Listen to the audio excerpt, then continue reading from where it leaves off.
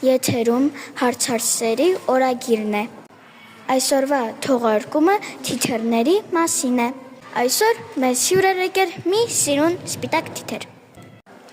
Մենք իհարկե շատ ուրախանցանք, բայց ուզում էինք օգնենք, որ դուրս գար դասարանի փակ տարածքից, որ գնար այն ծաղիկների մոտ։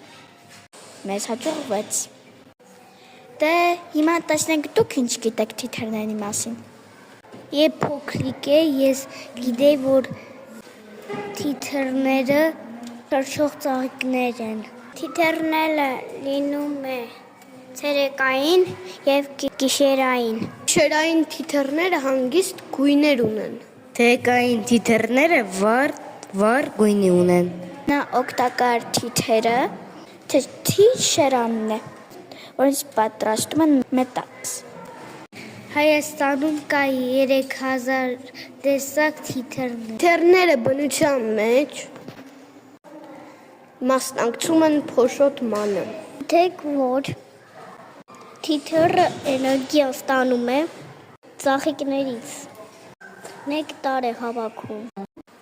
Ահա, այսքանը թիթեռների մասին։